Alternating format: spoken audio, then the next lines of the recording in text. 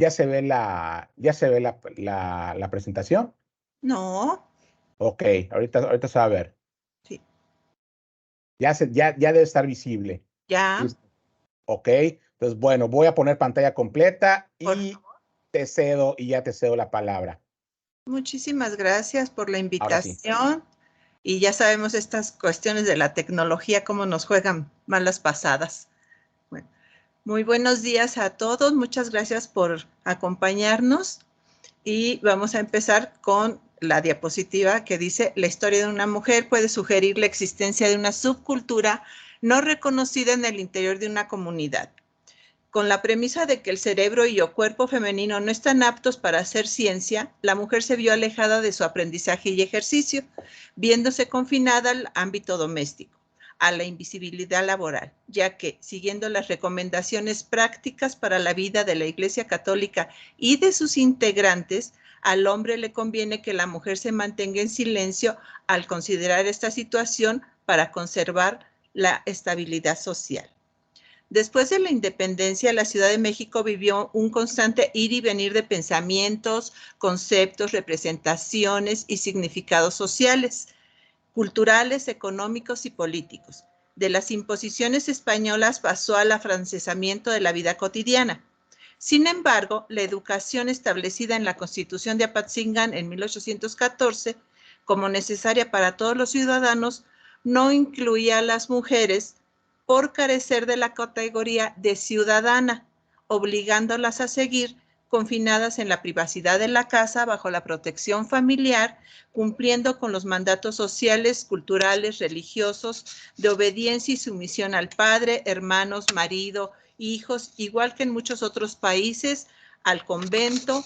La casa y el prostíbulo las apartaba del mundo y las miradas masculinas, reservándolas para hacer actos de caridad, adornar iglesias, ir a procesiones, visitar mujeres presas y ayudar en hospitales, que les estaba permitido siempre y cuando no se exhibieran solas por las calles, igual que a las mujeres europeas no les estaba permitido dejarse ver en público, mucho menos solas. El ritmo de su vida seguía sujeto al rol establecido de acuerdo a su edad, su lugar en la familia y la clase social a la que pertenecía. La siguiente, por favor. En la Ciudad de México se afrontaron inconvenientes. La siguiente, por favor. Sí, da un segundo. Sí. En la Ciudad de México se afrontaron inconvenientes tales como analfabetismo, aislamiento e intolerancia, y los médicos comienzan a difundir medidas higiénicas preventivas para conservar la salud de la población, apoyados en los nuevos criterios sociales, culturales, económicos y políticos. Continuaron negando el acceso femenino a los estudios superiores, además de la condena religiosa para ignorar y rechazar el oficio sanador femenino. Aquí tenemos una de las muchas publicaciones que se dieron y que en este caso decía que no se oponían al cultivo de las mujeres, antes bien lo recomendaban, pero que debían de estar amparadas por el hombre, ¿sí? Dice, sin oponernos al cultivo del espíritu de las mujeres, antes bien recomendándolo como una parte esencial en el respetable estado para el cual la naturaleza las ha destinado. Acabaremos con decir que las ciencias especulativas o profundas están reservadas para la solidez e incansabilidad de los hombres. No obstante el encierro, las mujeres trabajaban dentro del esquema impuesto, el cuidado del otro, dentro del cual encontramos a la sanación. Las profesiones asistenciales, las administrativas y las educativas se vieron como una prolongación de las actividades domésticas a las que correspondía su vocación natural. Bajo la premisa de carrera de servicio, el hombre asegura su principal responsabilidad en el aprovisionamiento financiero de la familia y coloca a la mujer en una posición de vigilancia y supervisión constante del hombre. Brevemente veremos las distintas incursiones femeninas en las áreas de las ciencias de la salud, escudadas tras conocimientos empíricos y de transmisión oral que les daba un estatus social de aceptación a la par del rechazo eclesiástico y académico a esos métodos de curación. La siguiente, por favor. Dice, a pesar de que se suponía que las mujeres no estudiaban, si acaso se instruían y enseñaban como las monjas, pero las mujeres no eran ingenieras ni abogadas, no construían edificios, no detenían inundaciones, no ofrecían misa, no curaban enfermos, no cobraban impuestos, no importaban vinos ni sedas. Las mujeres atendían trabajos delicados, dignos y sublimes. ¿Sí? La flebotomía, la herbolaria, la farmacia y la dentistería las acogió envueltas en el anonimato, herederas de la tradición, consideradas en muchos casos prácticamente como sirvientas, porque los médicos clamaban que su presencia devaluaría la profesión. La siguiente, por favor. Pensaban que eran despreciables y presuntuosas mujeres que usurpan esta profesión y abusan de ella. No poseen ni habilidades naturales ni conocimiento profesional. Hacen posibles grandes errores gracias a su estupidez y muy frecuentemente matan a sus pacientes. Para ellas, trabajar sin sabiduría y sin fundamento solo es una moda casual. Esto nos dicen en Inglaterra, pero se aplicaba también en México.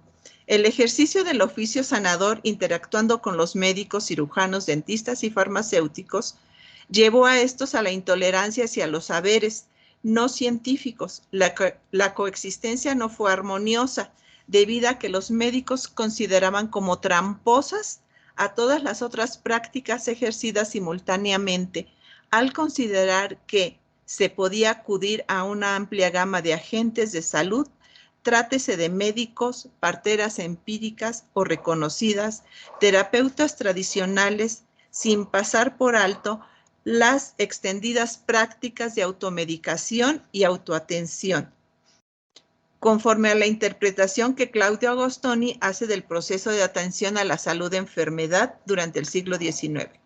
Todo aquel, no solo las mujeres, que se atrevía a acercarse al ámbito de las ciencias de la salud, era descalificado por los médicos, en tanto que los egresados de la Escuela de Medicina quedaban bajo el control de los médicos como una actividad necesaria a la profesión. En cambio, si era una mujer, aparte de sentirse invadidos profesionalmente, hacían eco de declaraciones de las cuales era considerada inepta, ineficiente, incompetente, sin capacidad mental, hasta el cuestionamiento de sus conocimientos y habilidades y la determinación de sus aranceles, ya que la deficiente educación científica de las mujeres las hacía inferiores a los hombres, según anotó el médico Andrés Quijano hacia 1892. La siguiente, por favor. Esta situación de rechazo tuvo su contraparte en algunos hombres y también en las mujeres que tenían un foro para ser escuchadas o se hacían oír, como Harriet Hunt en los Estados Unidos, que por un lado la criticaba el New York Times y ella decía, ¿qué podía ser más delicadamente femenino, más verdaderamente femenino que tomar la mano de una hermana afligida en el cuerpo y mente y mostrarlo, ¿no? Concepción Gimeno, la siguiente, por favor. Gimeno de Flacker en México se hizo eco de estas aseveraciones de Harriet y no fueron las únicas defensoras del trabajo en las ciencias de la salud, logrando abrir el debate y que los profesionistas del área capacitaran a las jóvenes interesadas en esa labor. En México oíamos la voz de Concepción que decía, consideramos a la mujer dotada de excelentes condiciones para dedicarse a la ciencia médica. Su paciencia, su dulzura y su simpático aspecto la hacen a propósito para consagrarse a curar las enfermedades de su sexo. Qué hermoso debe ser que la mujer pueda curar las enfermedades de su sexo. Qué gran manera de introducir en la medicina el pudor. La siguiente, por favor. A pesar de la prohibición a realizar actividades que fuesen contra su decoro y fortaleza, la pobreza económica entre las mujeres y la necesidad de cubrir la mano de obra en algunos sectores permite su incursión en ámbitos considerados masculinos, siempre y cuando no contravinieran los paradigmas sociales sobre las actividades destinadas a cada uno. Básicamente, la mujer debía al hombre, cito, obediencia, agrado, asistencia, consuelo y consejo. Aunque no eran admitidas en los estudios superiores, diagnosticaban enfermos, conocían el uso de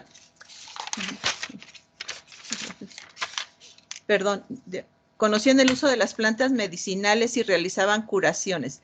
Extraían dientes, hacían suturas, reducían fracturas, por lo que paulatinamente fueron desafiando al sistema y a la sociedad que les impedía acceder a los estudios superiores para ser consideradas como profesionistas.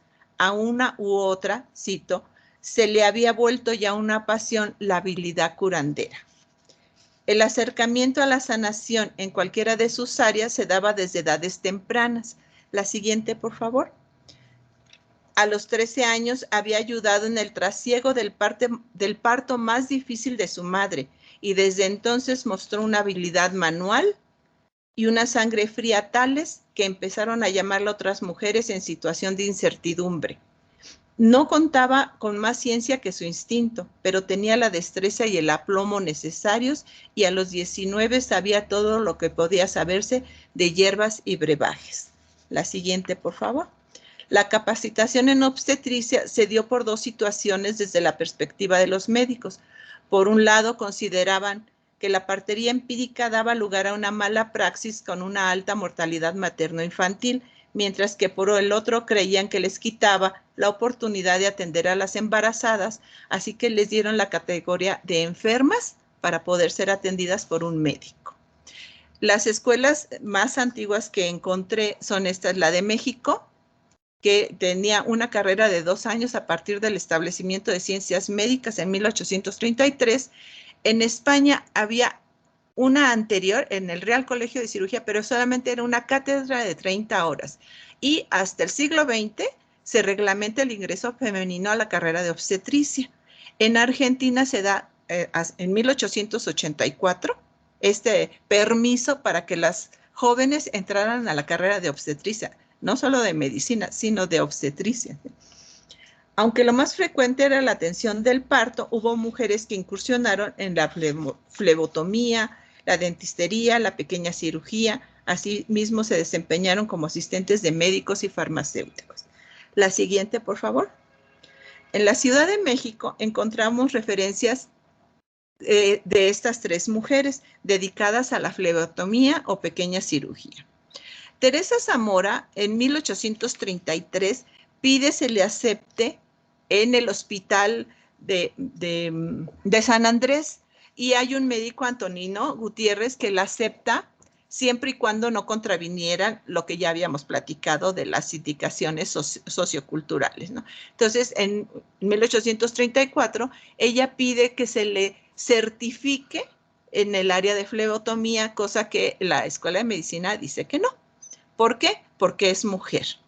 Después encontramos a María de la Luz Nava, que ella es empírica, ¿sí? Ella nunca fue a la escuela, pero trabajaba en una comisaría y atendía a todos los presos y a los policías que tenían alguna herida. Ella y el médico eran los responsables. Incluso el juez se dirigía a ella para que le diera el reporte médico.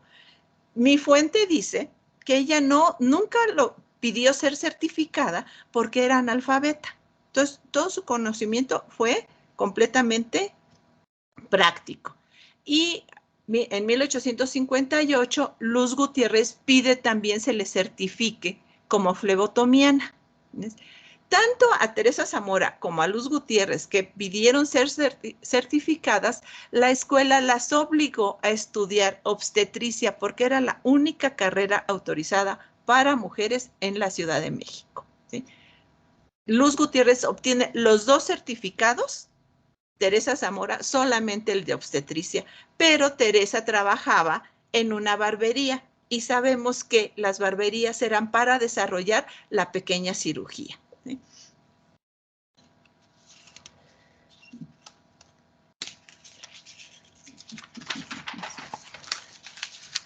La siguiente, por favor. Podemos considerar que las mujeres se responsabilizaron del cuidado del otro, sano o enfermo, ya que eran las cuidadoras naturales de la familia de manera empírica, sin necesidad de recibir capacitación alguna. Es hasta 1836 que se abre la primera escuela de enfermería en Alemania, con características religiosas como la disciplina y la obediencia.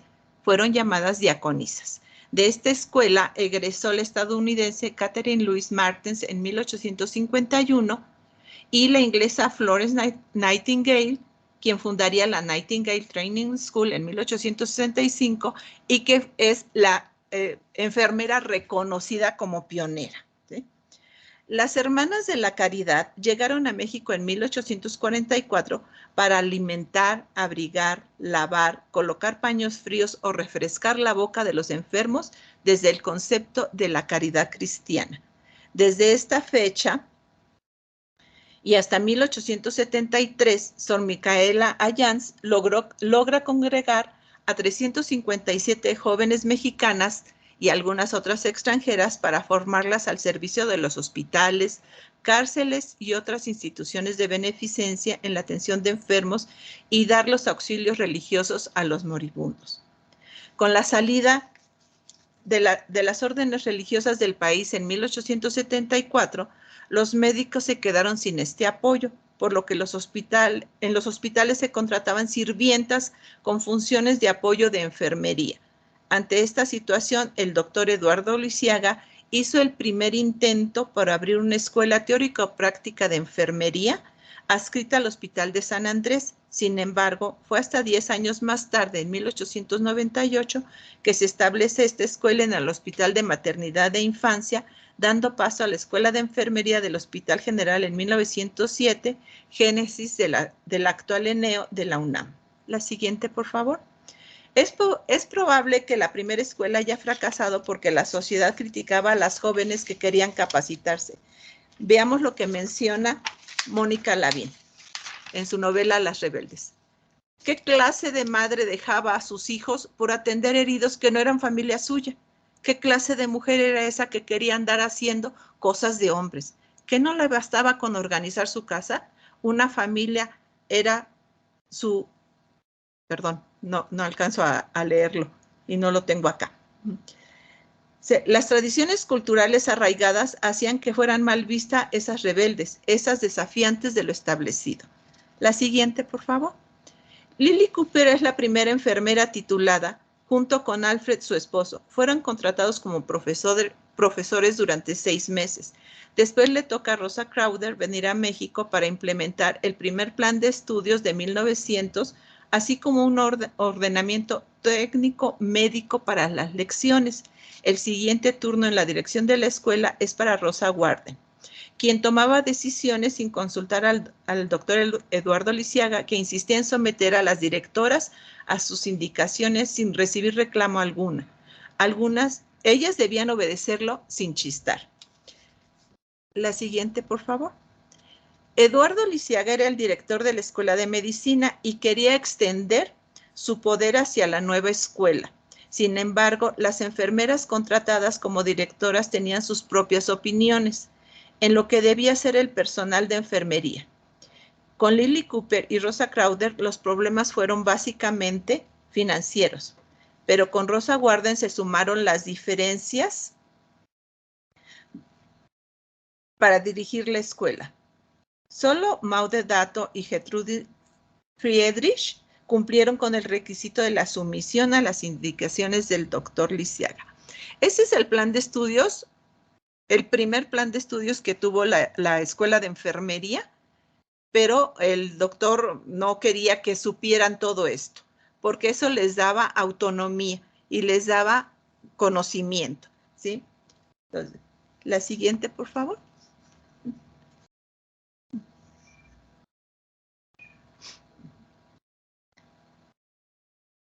Él quería solamente que se prepararan para que fueran capaces de atender a los enfermos y decirle al médico qué es lo que pasaba, ¿sí? Nada de lo demás era importante para él. Él quería conservar esa autonomía, perdón, esa jerarquía de superioridad y quitarles la autonomía a las enfermeras. O sea, para él, y no era una cuestión de él solamente, sino una cuestión cultural de la época, ¿sí?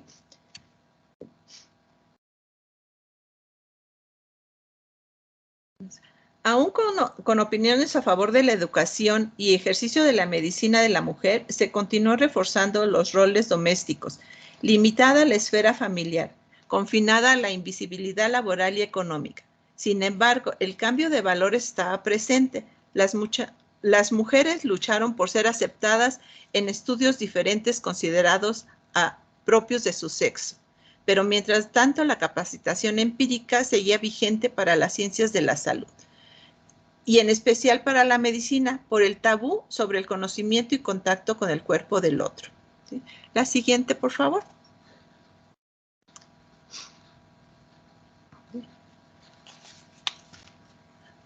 No, el día que se sancionen nuevos derechos para las mujeres, será acaso el que indique otros deberes y nuevas cargas que pesarán sobre ella, nos dice Josefina Bacheleri.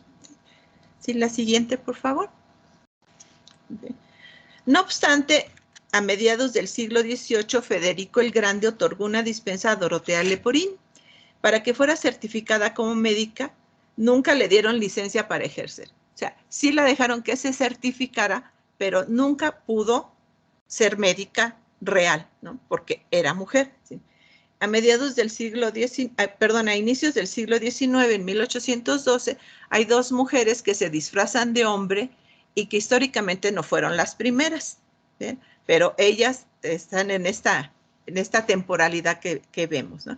Entonces, James Barry y Enrique Faber estaban en la escuela como hombres y después siguieron ejerciendo como hombre. Incluso se dice que James Barry se casó con una mujer, ¿no?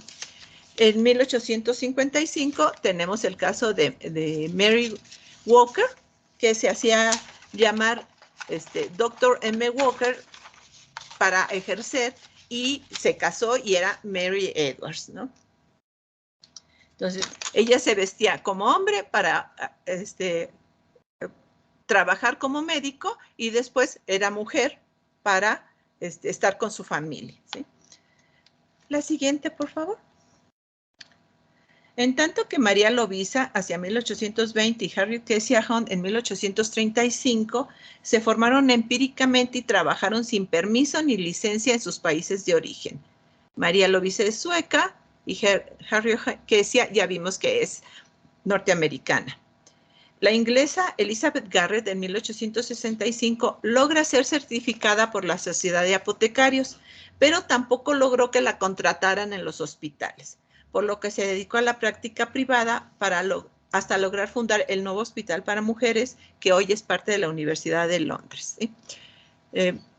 Elizabeth Garrett fue certificada, pero levantó los ánimos y prohibieron que cualquier otra mujer fuera certificada en el área de ciencias de la salud, ya fuera farmacia o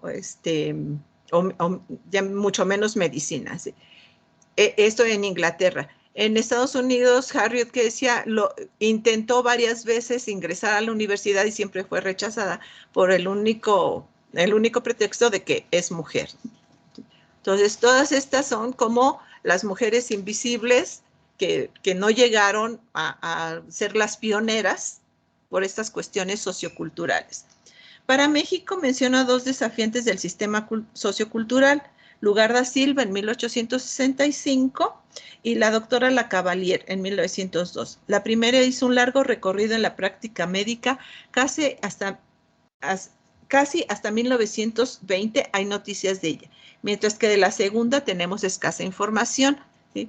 Lugarda empieza desde muy pequeña, junto con su mamá, a pedir permiso para trabajar como médico. Incluso dice que tiene medicamentos específicos para curar la sífilis, y también nunca le dan el permiso de hacer sus experimentos con enfermos. Los médicos se ponen de cabeza y ella empieza desde Maximiliano y llega hasta Porfirio Díaz, sin tener permiso para trabajar, sin ser reconocida, pero sí tiene un consultorio, ¿sí?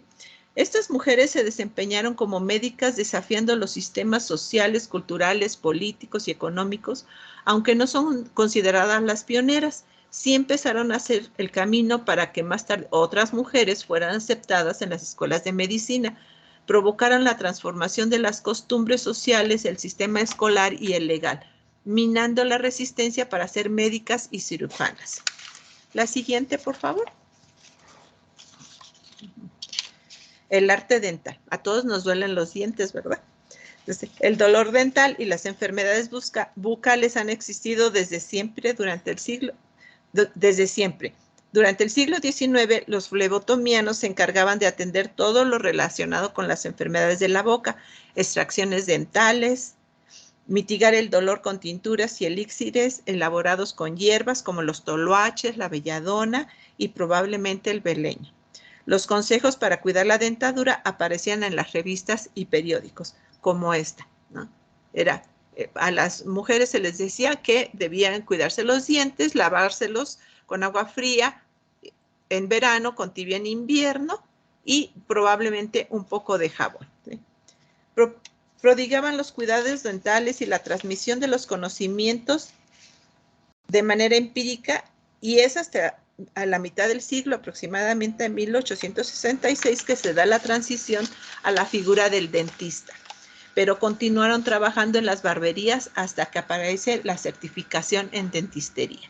La siguiente, por favor. Aunque las mujeres de todo el mundo también estaban incluidas de esta área, ellas aprendieron las técnicas para aliviar el dolor, limpiar los dientes y curar las encías con la complicidad de sus familiares dedicados a este oficio. Muy pocas fueron reconocidas o certificadas. En México encontramos a dos extranjeras, Anne Maria Page en 1833 y Madame Duval en 1882. Ambas intentaron ejercer la dentistería en la Ciudad de México, con escasa aceptación por parte de la sociedad, ya que emigraron al poco tiempo de su llegada. La siguiente, por favor. Esta última realizó el primer intento para la enseñanza dental sin éxito. No sabemos si porque no había las condiciones, los médicos no lo permitieron, o simplemente porque era mujer, ¿no? La siguiente, por favor. Con gran agudeza, las herbolarias observaron, examinaron y registraron los remedios, haciéndose inventora y guardiana de las primeras pociones curadoras, medicamentos y venenos. La población les reconocía los conocimientos heredados o adquiridos, el desarrollo de los instrumentos y la tecnología necesarios para recolectar, preparar y conservar los productos elaborados a través de la destilación, la extracción y la sublimación. La siguiente, por favor. En esta área se consideraba a la mujer como apta desde el punto de vista de la cocinera. Si podía preparar alimentos, podía preparar los remedios. Yo voy a trabajar en la botica, dijo Emilia. Ella vivirá en otro siglo, sentenció orgulloso su padre. Las mujeres como tú van a cambiar este país, le dijo. La siguiente, por favor.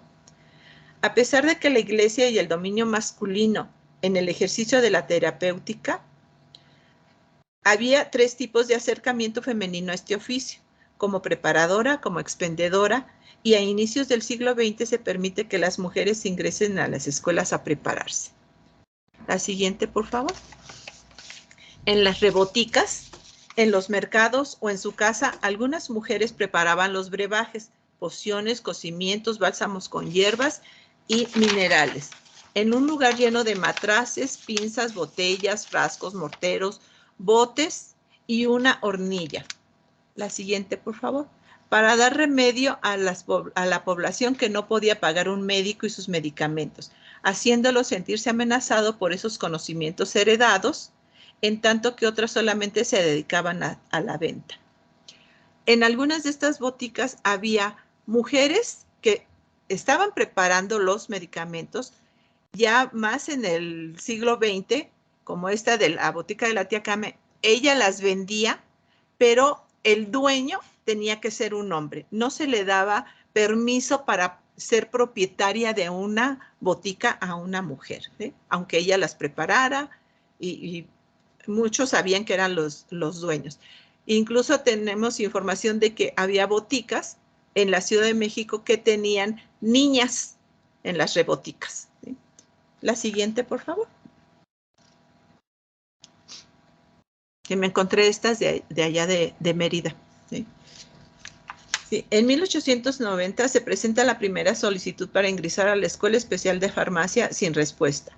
12 años más tarde, en 1902, es fundada la Escuela Teórica Práctica de Farmacia en el Hospital de San Andrés y poco tiempo después la Escuela Nacional de Artes y Oficios para Mujeres abrió este curso. Sin embargo, los médicos y farmacéuticos consideraron: 1. Desplazar a las yerberas mencionadas antes y a los desleales boticarios empíricos. Y 2. Reconocerla solamente como auxiliares y no como profesionistas. La siguiente, por favor. Para concluir este relato debemos recordar los desafíos y obstáculos vividos por mujeres con el fuerte deseo de participar en la sanación. Cada una de ellas, desde su trinchera, abrieron las puertas de la educación en las áreas restringidas y ellas y otras permanecen en la invisibilidad histórica de las profesiones, ya que siempre se habla de las pioneras, de aquellas que lograron cruzar la puerta hacia la aceptación académica, social y cultural de manera abierta, en tanto que sus predecesoras continúan siendo invisibles para la mayoría de nosotros. Muchísimas gracias.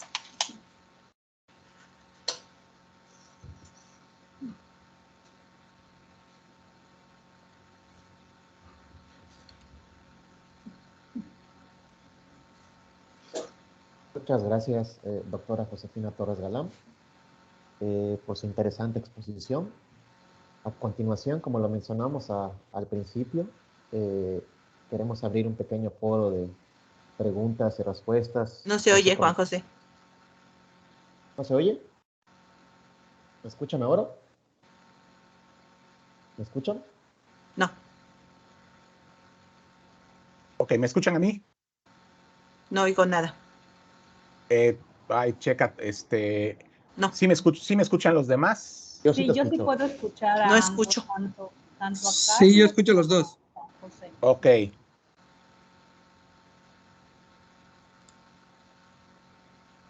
Ok, creo que la doctora Josefina... Tenemos problemas con ese Teams para el audio. Sí, nada más que los demás sí nos están escuchando. Ahorita vamos a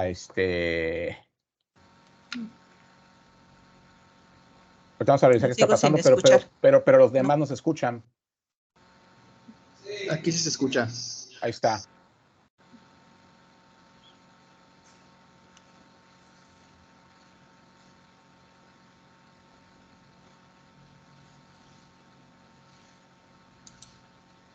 No escuchamos, Carlos.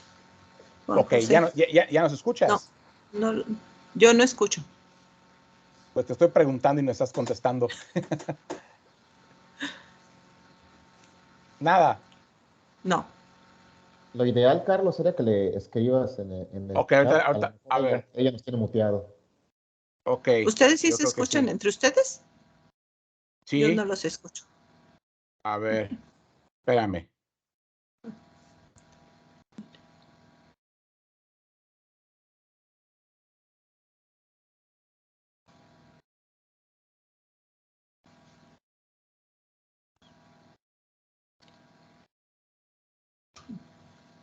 Lo que pasa es que sí tiene, o sea, el micrófono lo tiene encendido. Sigo sin escucharlos, ¿eh? Ujú. A ver si ya le moví aquí algo. A ver, habla. A ver. Ya. Ok. Ya. Ujú. Bueno, Josefina, te comento. Sí. En este momento vamos a abrir un pequeño espacio de preguntas y respuestas, incluso Claro. comentarios a partir de tu exposición, ¿no? Sí, Si gracias. alguien tiene alguna pregunta, algún comentario para mencionársela a la doctora Torres Galán sobre su presentación, puede, por favor, darle clic al botón de participar y se le dará la palabra sin ningún tipo de problema.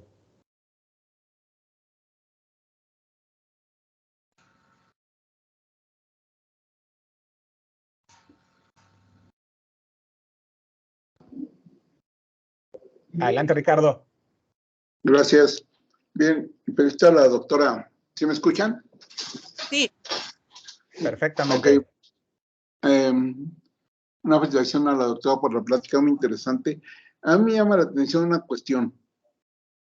Esa discriminación hacia la mujer, y no nada más a la mujer, sino a lo que viene siendo diferente, se presenta también con lo que hemos estado analizando, revisando con hombres y mujeres de raza negra que intentan o que intentaban acceder a otros espacios, sobre todo en Estados Unidos, ¿sí? Entonces, yo no creo que sean factores así netamente culturales. Debe haber otro factor allí que a lo mejor la sociedad tiene miedo de escarbarle, porque puede emerger alguna emoción que socialmente no estamos dispuestos a aceptar, pero yo creo que al final de cuentas viene siendo la envidia, ¿sí? No como factor cultural, sino como un factor emocional, porque la envidia no es cultural, la envidia es un factor emocional, es una emoción. Yo creo eso, no sé qué opinas, doctora. Pues lo que hemos visto es que a lo mejor sí es la envidia, pero se escudaban mucho, sobre todo en la religión católica, ¿sí? De que decían que las mujeres debían de estar sometidas al hombre, ¿sí? Y en Estados Unidos, que no son mayoría católica, decían que no, lo mismo que pasaba aquí con la Constitución de Apatzingán, que no son ciudadanas, ¿sí? Incluso ya muy entrado el siglo XX es cuando se permite que las mujeres entren a la escuela de Harvard a estudiar medicina, y eso un grupo piloto de 10 mujeres nada más, y porque estaban en época de guerra, después de la Segunda Guerra Mundial, que se quedaron sin hombres. Todos los hombres se fueron a la guerra y ya no había a quién formar. Entonces la escuela de Harvard hizo su programa piloto con 10 mujeres en todo el país nada más, ¿no? Entonces, ¿qué era? El miedo o sea, el miedo o la envidia a que fueran mejor que ellos como médicos o como farmacéuticas. ¿Sí? Eso sí podría ser esta parte de la emoción que nunca la había considerado, ¿no? Okay. Muchas Muchas gracias. gracias. Muchas gracias, Ricardo. ¿Alguna otra persona tiene alguna pregunta, algún comentario para la doctora Torres Galán?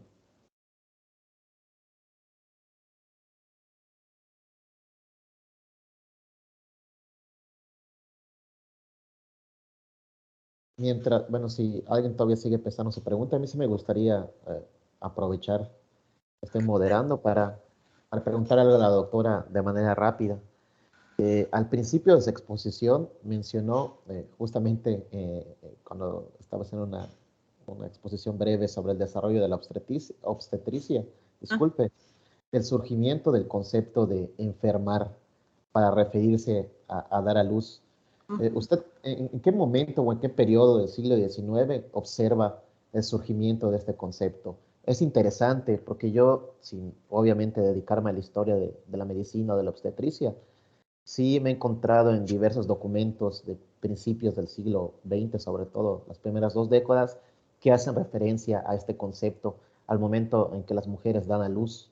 E incluso también haciendo pequeños trabajos de campo, de historia oral, me he podido encontrar que muchas mujeres utilizan, y muchos hombres, digamos, también utilizan el término enfermar para el momento en que las mujeres dan a luz. Usted, si nos puede hacer una pequeña arqueología de este concepto, ¿cuándo identifica que surge a lo largo de la historia de la obstetricia? Muchas gracias. Esta área la ha trabajado la doctora Ana María Carrillo, y ella nos dice que es más o menos a mediados del siglo XIX cuando empiezan a enfermar de niño. ¿Sí? Entonces, no solamente era por el parto, sino todo el embarazo estaban enfermas de niño. ¿Sí? Y se da la especialización en obstetricia, en ginecología y obstetricia, ya por los años 70 del siglo XIX, pero todavía no es como lo vemos ahora como una especialidad como tal, sino son cursos pequeñitos que les dan al médico egresado para que se dediquen a esto y atiendan a las enfermas de niño. Esa expresión de enferma de niño se sigue usando, ¿sí? Incluso en las ciudades, no nada más en el área rural. ¿Sí? Entonces, pero sí es entre mediados de siglo XIX, según Ana María Carrillo, y hasta que se dan los cursos de perfeccionamiento que les llamaban en los 70s, 80s también del siglo XIX, aquí en México por lo menos, ¿no? Entonces, pero también, como vimos, no solamente es en México, sino estamos en opiniones de médicos de Inglaterra o de Estados Unidos que dicen que las mujeres no pueden meterse a esto, y eso nos lleva a que ellos empiecen a voltear hacia ver esa área que las mujeres están trabajando, las parteras, comadronas, que les dicen que se han formado de manera empírica en la mayoría de los países. Vemos que México es uno de los más adelantados, cuando tiene una carrera de 2 años, cuando en España tenían 30 horas, ¿no? Entonces sí, dicen, bueno, ¿y por qué ellas atienden este campo?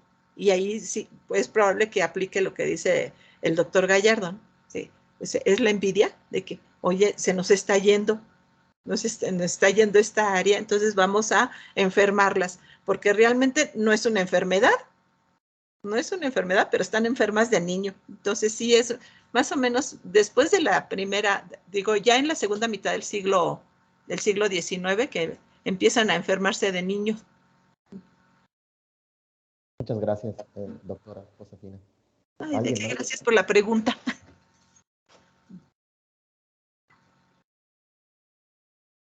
Pregunten ahora. O callen para siempre. O callen para siempre.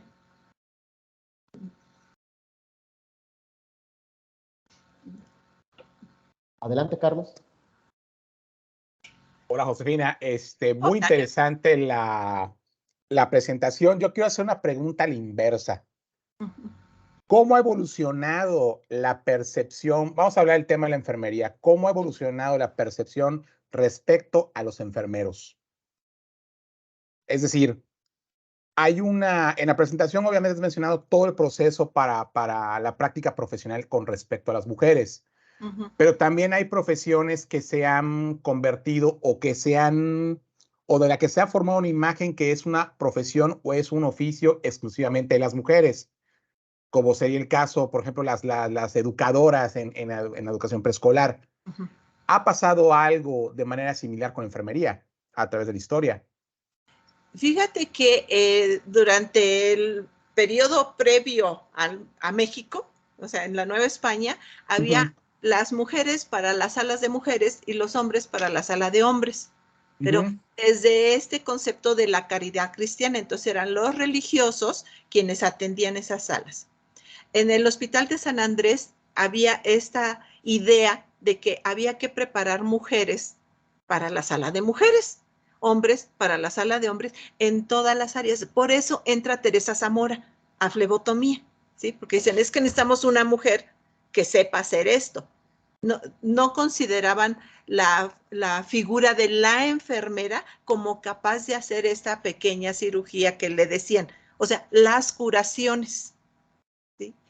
Y en el primer llamado que hace el doctor Lisiaga para formar una escuela de enfermería de 1888, encontré muy poca información en el archivo, pero en 1898 es para hombres y mujeres de entre 15 y 22 años, algo así, ¿no? Que cumplan con ciertos requisitos desde las uñas cortas y presencia y que sepan leer y escribir y que si ya trabajan en un hospital es más fácil que entren, pero es para hombres y mujeres. Y ya en el primer plan de estudios formal que les presenté, que es el de Rosa Warden y que después Rosa Crowder lo llevó a cabo, hay hombres y hay un hombre titulado, ¿sí? Después de una carrera de 2 años. Y está supuestamente en la primera plantilla del Hospital General de México en 1905. Entonces, sí hay hombres y sí, siempre se ha considerado que haya hombres y mujeres, pero pues se ha dado porque hay que cuidar, eso le toca a las mujeres.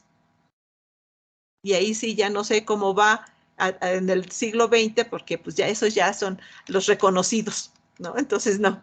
También deberíamos de hacer esta perspectiva de género de cómo le va a los hombres en la enfermería, ¿no? Sí, sería interesante verlo. Te los dejamos de tarea. Sí, muchas gracias por la respuesta, son las vertientes y también las líneas que se pueden abrir a partir de estos temas, ¿no? Sobre todo ir un poco más a lo que es el marco institucional o lo que es el desarrollo de la profesión como tal, sino buscar también cuestiones que tienen que ver con la historia cultural, y uno de esos elementos también es importante esas percepciones con respecto a género. Y aparte, así como se centran las mujeres también en oficios, en prácticas que corresponden ya tradicionalmente, y lo estoy entrecomillando a las mujeres, cuando los hombres participan en esos escenarios, ¿cuál es la percepción? Sobre todo también por una cuestión de derechos humanos y toda la temática que implica el contacto con población como niños, niñas, personas enfermas y todo lo que esto puede implicar. Y bueno, no sé si alguien quiera preguntar. Digo, tenemos como 8 invitados. Y sería bueno para enriquecer para enriquecer la reunión. O cómo les vaya en su lugar de origen. Claro. Porque yo lo vi muy centralista, ¿no? En México, un poquito de Toluca y nada más saqué unas fotos de las farmacias de Mérida, pero ¿cómo les iba realmente, no? Claro. Saber a quién le gustaría opinar o comentar.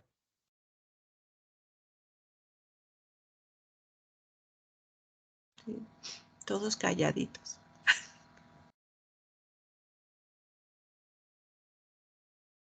¿Sí? ¿Han visto esto allá en Mérida?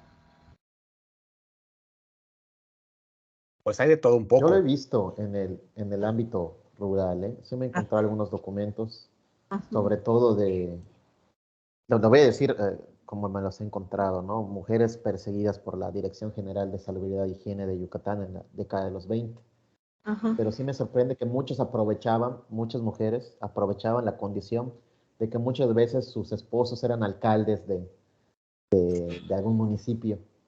En este caso te voy a dar un ejemplo de un pueblo que se llama Tixcocopo aquí en Yucatán, en el cual se le encargó al jefe militar de ese partido para que fuera a investigar a la esposa del alcalde, que se supone que estaba vendiendo recetas de algunas pócimas, algunos, digamos, elementos farmacéuticos a la población de la ciudad. Es lo que, digamos, me he podido encontrar. No sé si te has encontrado algo similar para el ámbito rural del centro del país. O sea, mujeres, esposas de alcaldes de algún municipio, en el que, aprovechando, digamos, estas redes políticas y económicas que podía desarrollar, pues vendía, comerciaba ciertos artículos farmacéuticos. Una de las más famosas que encontré fue la condesa de Miravalle, que vendía recetas, remedios, herbolarios, pero amparada en que era la condesa de Miravalle, obviamente. Y hay muchas mujeres que vendían también y decían, por ejemplo, Josefina Torres, esposa de, vende en su casa tal remedio, ¿sí? O en la tlapalería de tal lugar puede encontrar usted tal remedio. ¿Sí? Pero sí se ha encontrado que se amparan en el hombre, incluso hasta ya en el siglo XX. La que encontré de la botica de la tía Cama no es aquí directamente en Toluca, sino en una comunidad que se llama Cacalomacán, y dice que ella se ampara en un médico de aquí de Toluca, que fue quien la capacita, ¿sí? Y la capacita incluso para poner intravenosas, reducir fracturas, cosas de urgencia, es capacitada y ella se ampara en este médico. Sí. Muchas gracias, Josefina. Veo que levantó la mano Luis Jorge. Sí, Luis Jorge, adelante. ¿Qué tal? Buenas tardes. Sí, ahorita que me preguntaba la doctora acerca, me vino a la memoria durante mi investigación en la licenciatura para mi trabajo de titulación, que fue la revisión de los expedientes judiciales sobre todo enfocados en los delitos contra la vida, en el apartado de abortos. El Código Penal, durante el Porfiriato, el Código Penal tipificaba como agravante que el aborto cometido por parteras.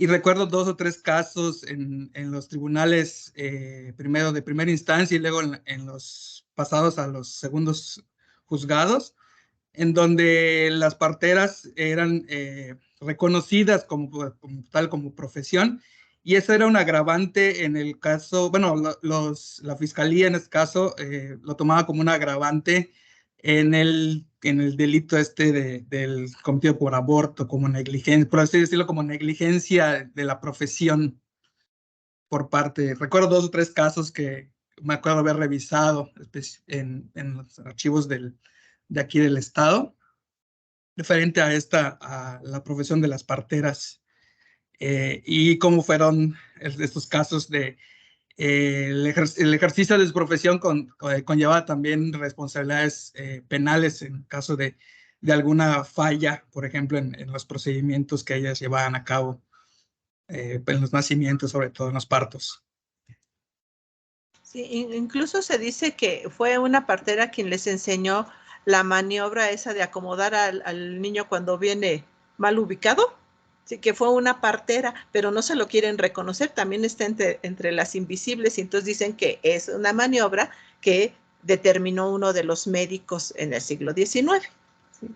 Por eso les digo, es a mediados más o menos del siglo XIX, y sí, incluso esto del aborto también es como vetado o velado, más que nada, ¿sí? Velado así de que dicen, tal mujer sabe qué hierbas, qué remedios te da para el aborto, pero también sabe qué hierbas o qué remedios te da para que puedas quedar embarazada, ¿no? Entonces sí, es un poder que tiene la mujer, pero que no se le reconoce por el peligro que representa para estos conceptos jurídicos religiosos en contra del aborto, ¿no? Sí. Yo creo que esto hay en todo el país, no nada más ahorita nosotros dos que estamos hablando, ¿no? Sí, de estos dos estados, ¿no? Gracias. ¿Alguna otra pregunta?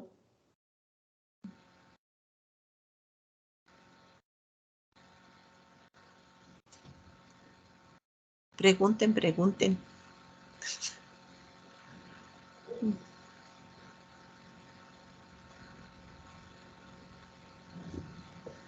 ¿Ya nadie quiere preguntar? Ricardo, adelante. Sí, gracias. Ahorita que están comentando este asunto del aborto, yo creo que ahí es donde se ve un punto de discriminación hacia la mujer bastante severo, porque cuando hay un aborto, a quien castigan es a la mujer, y al padre biológico, pues yo no sé si las leyes lo protejan o qué es lo que suceda, pero habitualmente nunca va a dar, bueno, no es un delito para él. La que comete el delito es la mujer, aunque puede estar siendo abandonada la mujer, maltratada, que pues no se decide a formar una pareja con el padre biológico. Puede ser muchas las circunstancias que están alrededor de un embarazo, digamos, no deseado por una mujer en la circunstancia que sea, y que la mujer llegara a abortar o incluso que intente abortar, ese es un delito. Ahora, en la Constitución hay un error que yo no sé si los abogados son retrasados mentales o qué es lo que pasa, bueno, las gentes que se dedican a regular las leyes, porque dice, se condena a la madre, pero si una mujer está embarazada y aborta, no se convirtió en madre, ¿sí? Entonces, es muy clara la definición de madre. Madre es una mujer que ya tuvo un hijo. Entonces, yo creo que empezando por allí, no sé, la inteligencia de algún abogado, pueden echar esa ley para atrás y la mujer salir riéndose de todo el sistema, porque es muy claro allí, dice, cuando dice madre se refiere a madre, y una mujer que está embarazada no es madre, es un prospecto, potencialmente será una madre, pero mientras no tenga un hijo, no es madre. ¿Sí? Es cuanto, gracias.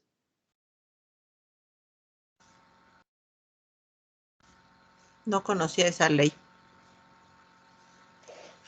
Nunca había oído esa. Eso está en la Constitución. Okay. Así dice, yo la he leído, incluso creo que me parece que la Ley General de Salud también lo maneja de esa manera. Sí, yo he leído y me he reído de esto, pero bueno, no tiene ni idea. Sí. Y le digo, yo no sé dónde tienen la cabeza los abogados que incluso dicen que la mujer va a dar al bote porque no quiso ser madre. Esto es diferente. Pero mientras no tenga un hijo, no es mamá. Está en potencia. ¿Sí? Entonces yo creo que hay muchas cosas alrededor de, en este caso de la mujer, de cómo es abandonada por los hombres para abusar de su condición tanto biológica como social. Y al final de cuentas, el hombre sigue determinando qué es lo que puede ser a la mujer cuando no debe ser eso. ¿Sí? Pues muchas gracias. Pues bueno, si ya no hay ninguna pregunta o comentario, voy a dar nada más un aviso ya para cerrar la sesión. Vamos a tener sesión nuevamente el 21 de junio. Va a estar con nosotros la doctora Paola Peniche, ella es investigadora del CIESAS. Todavía está por confirmarnos el tema. Yo me voy a poner en contacto con ella en el transcurso de estos días ya para que tengamos cuál va a ser la temática, y ya a partir de, yo creo que en unas 2 semanas ya tendremos el cartel para el siguiente seminario, 21 de junio, si no me falla, creo que es miércoles también. Entonces hay suficiente tiempo.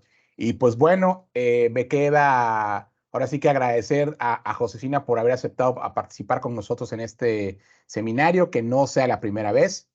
Vamos a estar en contacto constante para seguir participando en este tipo de actividades que tienen que ver con la historia de los estudios de población y la salud pública. Pues no sé, Juan José, si quieres en algún último comentario. Bueno, igualmente, pues agradecer a la doctora Josefina Torres Galán y de nuevo extender la invitación para de manera mensual estarnos encontrando, compartiendo comentarios, preguntas y respuestas, pues en este espacio, ¿no? Que es de todos, que estén pendientes, que se unan a la página, que estén también al pendiente de los carteles que vamos a estar publicando de manera periódica, y también recordar, ya lo había mencionado Carlos al principio de la sesión, el video va a estar en la página de Facebook por si quieren compartirlo con gente que esté interesada en el tema, interesada incluso en participar en el seminario, ya sea como ponente, ya sea como invitado. Muchas gracias también a todas las personas nuevas que vimos aquí adentro en la sala. Esperemos que vernos el próximo 21 de junio, que yo diga, con la presentación de la doctora Paola Peniche. Sería todo. Muchísimas gracias por la invitación y por estar conmigo. No, al contrario. Ya tu constancia ya está en trámite, y ya yo te aviso cuando ya esté lista y te la envío, pues primero por PDF, y ya si la requieres en físico, pues ya te la mandamos. Entonces procedo a detener la grabación y ya nos despedimos para hasta la siguiente sesión. 21 de junio.